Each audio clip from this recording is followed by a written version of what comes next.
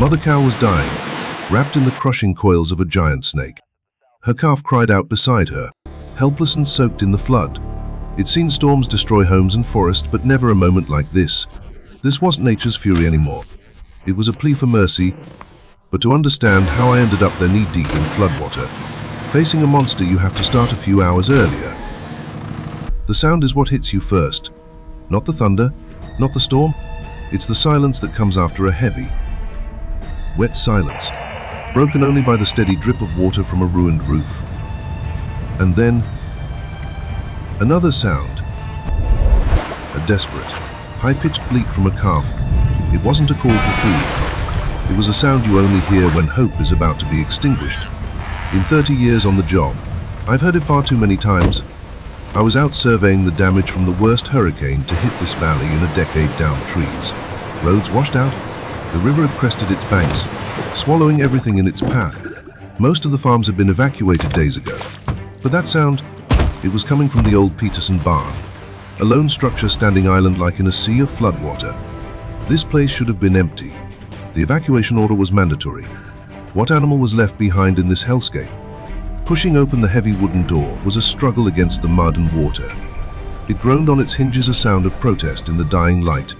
The inside was a cavern of shadows, pierced only by the beam of my headlamp. The first thing I saw was the cow. It was shivering on the last dry patch of hay, soaked and terrified. Its wide, frantic eyes were locked on a dark corner of the barn. It cried out again, but it wouldn't or couldn't get any closer. I followed its gaze. My light fell upon a monstrous, mottled shape of brown and black scales. It was an anaconda, coiled like a living mountain of muscle, and trapped within those coils was a full-grown mother cow. The snake had to be 25 feet long, its body as thick as a telephone pole.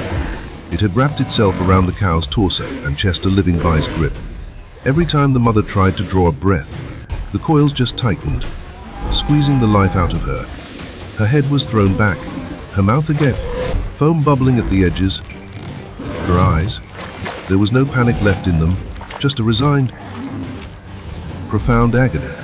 She no longer had the strength to cry out, but her gaze was fixed in the direction of her calf, a silent goodbye. The air was thick with the smell of mud, mildew, and the faint, coppery scent of death. The python didn't move. It was patient, simply waiting for the final beat of its victim's heart. Time was running out. Maybe minutes. I could see the desperate rise and fall of her chest growing weaker. I had to move. Now. I backed away slowly, my hand shaking slightly as I reached for my radio. I kept my voice low, steady. Command, this is Thor. I'm at the Peterson farm. I have a critical situation. Adult cow is being constricted by a massive anaconda. I estimate she is less than 10 minutes. Requesting immediate backup. Bring the hydraulic spreader and a heavy dose of carfentanil for a large animal. Copy. Over. The crackle of the radio was the only other sound. Copy. Aris, team is en route. Hold your position. Do not engage alone. ETA is 15 minutes. 15 minutes. This cow didn't have 15 minutes, and neither did I. I went back to my truck, grabbing a length of heavy rope and a long, hooked pole. I knew I couldn't fight it head-on, but I had to buy her time. Back inside the barn, I moved along the wall, trying to stay quiet in the knee-deep water.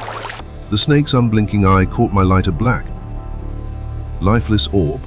Using the pole, I gently prodded its tail. Nothing. I pushed harder. The colossal snake shifted, and its coils tightened perceptibly. The cow let out a pained groan. Wrong move. Agitating it only made things worse. Then, an idea. I carefully waded over to the calf, looped the rope loosely around its neck, and led it further away toward the relative safety of the doorway. At least I could save one of them. Just then, headlights cut through the gloom. Backup had arrived. Two younger rangers and Lina rushed in with the gear. The sudden noise and light startled the anaconda. It reared its head, its huge mouth opening in a silent hiss, aiming toward us. Aris, look out! Lina yelled, but it didn't strike. It did something worse. It began to squeeze with all its might. A sickening, dry crack echoed through the barn, the sound of ribs breaking. The mother cow let out one final, guttural roar before her body went limp, her head slumping into the murky water. For a second, the world went silent. A memory flashed in my mind, a deer caught in a poacher's snare. I had gotten there too late that time. The image has haunted my nights ever since. All right, move. Not Ben, again. get the dart Not ready. this time. Despair turned into Lena, cold resolve. power up the spreader Then, now. We don't have the much tranquilizer gun. Lena, prep the spreader. Move. Ben took aim, and the dart flew true, embedding itself in the python's thick hide. But a sedative would take time to work on a creature this size. We didn't have time. Lena and I hauled the hydraulic spreader forward. It looked like a giant metal claw, powered by a small, loud engine. Get it between the coils. Right there, I yelled. Together, we forced the tip of the spreader into a small gap between the snake's body and the cow. The engine screamed as the jaws began to open against incredible pressure. The python revved, sensing a power it couldn't overcome. More. Open it all the way. Slowly, the coil began to stretch. An inch, The current is too then two. strong, it can't get to the bank. Finally, with a sudden release of tension, the pressure was gone. The snake, now feeling the drug and the threat, began to uncoil, slithering away into the dark water at the back of the barn. The cow lay motionless. Are we too late? Ben asked, his voice quiet. I knelt down, pressing my ear against her chest, closing my eyes, listening. There was a pause that felt like an eternity. Then, I heard it. She's breathing, I said, relief washing over me. It's faint, but she's breathing. We got her. The calf, now free, rushed to its mother's side, nudging her head with soft bleats. We turned that barn into a field hospital. A vet arrived and got to work immediately as we winched the mother onto a dry patch of floor. Her heart rate is critical, maybe 30 beats per minute. The vet announced, hypothermic, at least 3 broken ribs. She has fluid in her lungs from the prolonged suffocation. She's not out of the woods yet. We hooked her up to an EV, administered painkillers and high-dose antibiotics, and covered her with emergency thermal blankets. The calf never left her side. The journey back to the Wildlife Rescue Center was slow and tense. I rode in the back of the truck with her, monitoring every single breath. For the first day, she remained unconscious, dependent on a respirator. On the 3rd day, she opened her eyes. The first thing she saw was her calf, being bottle-fed by a volunteer right beside her. On day 7, she tried to stand. Her first steps were shaky, but she was on her feet. By the 2nd week, she was eating again. We named her Hope. A month later, on a bright, sunny morning, we opened the trailer doors onto a sprawling green pasture. Hope stepped out, blinked in the sunlight, and then saw her calf, who had released moments before already running in the grass. She let out a low, deep moo. The calf heard her, turned, and galloped back to its mother. They met in the field, nuzzling each other, a portrait of life reclaimed.